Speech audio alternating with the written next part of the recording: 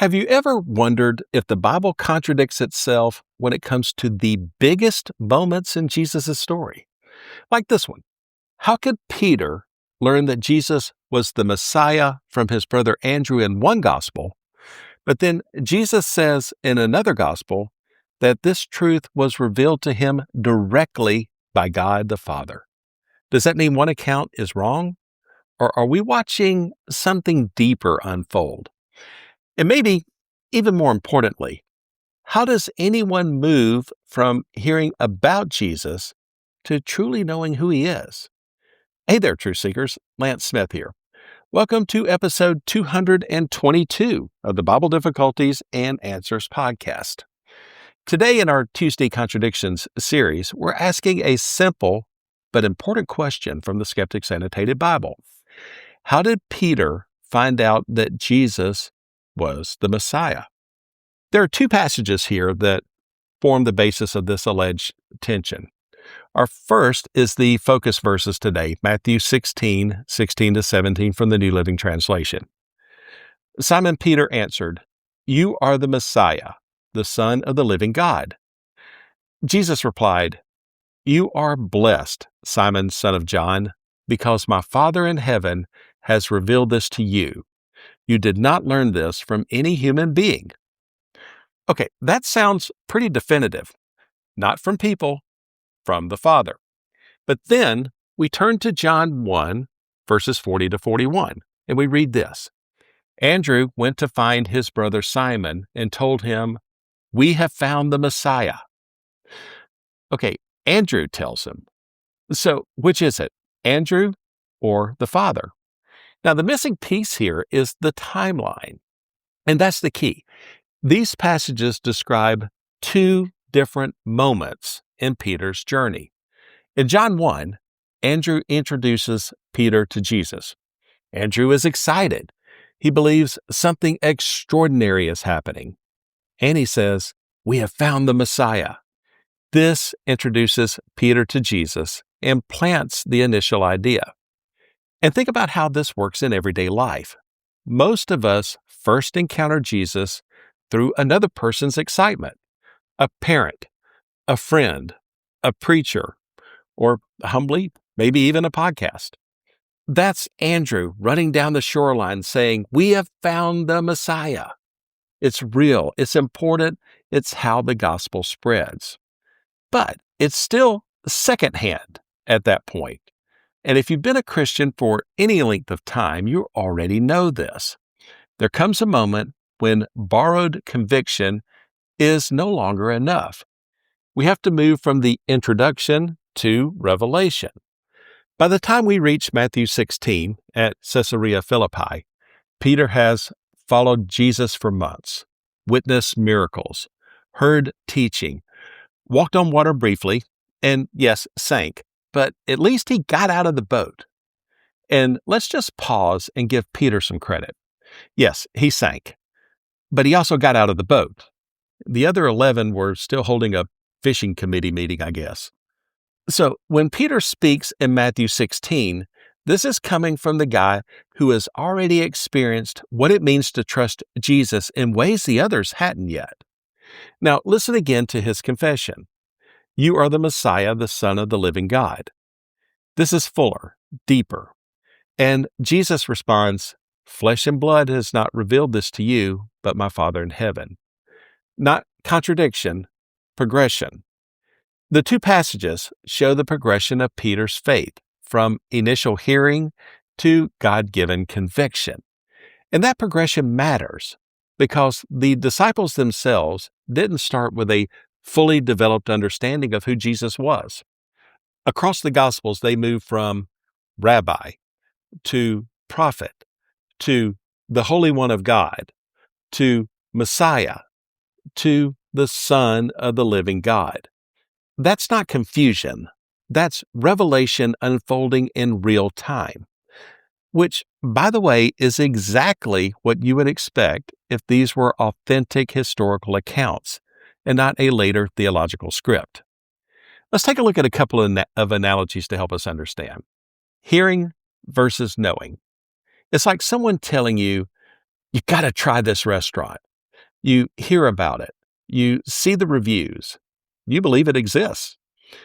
But then you sit down and take the first bite. Same restaurant, different level of certainty.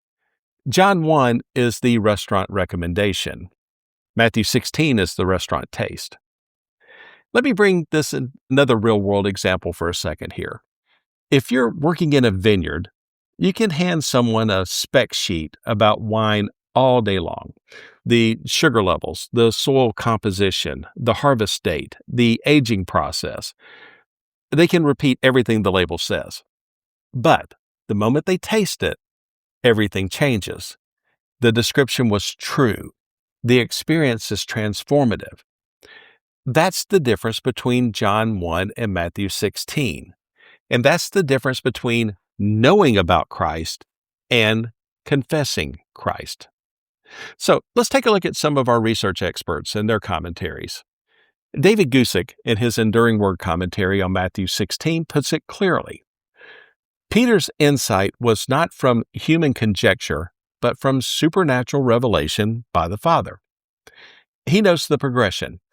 Andrew brought Peter to Jesus early on, as in John 1, but the confession in Matthew 16 comes from divine revelation, blessing Peter with genuine insight beyond human means.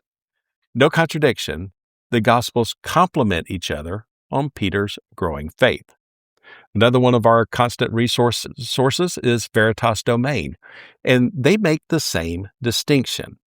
Andrew's testimony in John 1 is informational, but it doesn't mean Peter believed or knew it then. By Matthew 16, divine revelation from the Father brings true knowledge. As they conclude, there is no contradiction here. Evidence for Christianity explains it this way.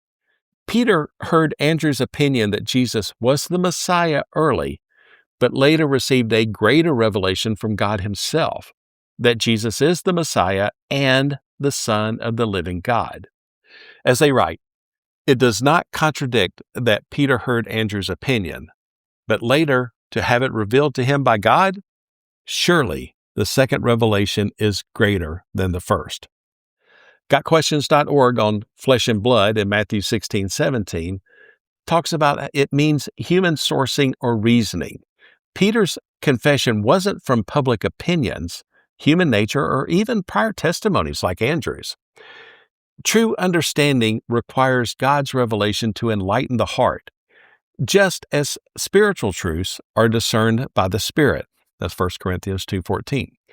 Human means can point the way, but divine illumination makes it real. And in the Religious Studies Center piece, Peter's Keys, the divine origin of Peter's confession is foundational, revealed by the Father, not human means, granting Peter authority tied to the keys of heaven, bringing on his journey of revelation. So you don't have to choose between his brother told him and God revealed it. Both are true at different stages. Now, it gets really interesting when you look at the article by Tucker S. Ferda in regards to church history. In the article, The 70 Faces of Peter's Confession, Matthew 16:16-17 in the History of Interpretation, Ferda shows how early Christians wrestled deeply with this passage. He organizes interpretations into three major emphases. First, the content of Peter's confession. Second, Peter's character as a disciple. And third, the divine source of the revelation. For example, Irenaeus used Peter's confession to defend the full divinity of Christ, as Ferda summarizes with this. If he were the son of Joseph, how is it that he pronounced Peter blessed because he acknowledged him to be the Son of the living God? For Irenaeus, this passage affirms the incarnation.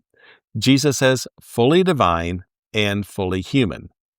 As you all know, I like Dr. William Craig's interpretation of this of Jesus being truly divine and truly human.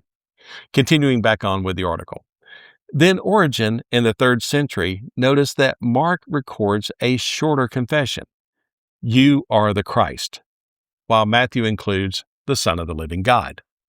Ferda quotes Origen, "If we say it as Peter, by the light from the Father shining in our heart, we too become as Peter." For Origen, this wasn't just about Peter's moment, it was a template for every believer, which naturally leads us to the theological foundation. And it's something easy to miss. Jesus does not say Peter is blessed because he is more intelligent than the other disciples. He says Peter is blessed because the Father revealed the Son to him. In other words, the foundation of the church is not human brilliance, it's divine revelation. And that should encourage every one of us, because this kind of knowledge is not reserved for scholars alone. It's given to those who walk with Jesus. So how do we apply this? You can know everything about a person on paper. You can know their bio, their resume, their hometown, and still not actually know them. But walk with them long enough, and knowledge becomes relationship. That's the move from John 1 to Matthew 16. So maybe the real question today isn't, did Peter hear it from Andrew or from God? Maybe the real question is, are you still living on someone else's introduction? Or has the Father made the Son real to you? Faith is often introduced through human conversation, but it's always brought to life by divine revelation. In closing, the Bible isn't contradicting itself here. It's showing us how faith grows, from introduction to illumination, from testimony to conviction, from hearing to confessing. And if your spiritual life sometimes feels like Peter's, one moment boldly declaring the truth, the next moment stumbling, take heart. Growth is a process. The same Father who revealed the Son to Peter is still opening eyes today. Lean into His Word, walk with Christ, and watch how borrowed knowledge becomes personal conviction. If this episode helped you, support is always appreciated but never expected. You can buy me a coffee at buymeacoffee.com/Lance Smith. You can find every episode at BibleDifficultiesAndAnswers.podbean.com. Email me at BibleDifficultiesAndAnswers@gmail.com or join us on Facebook. This is Lance Smith, wishing you good health, good study, and God's richest blessings. So long, everybody.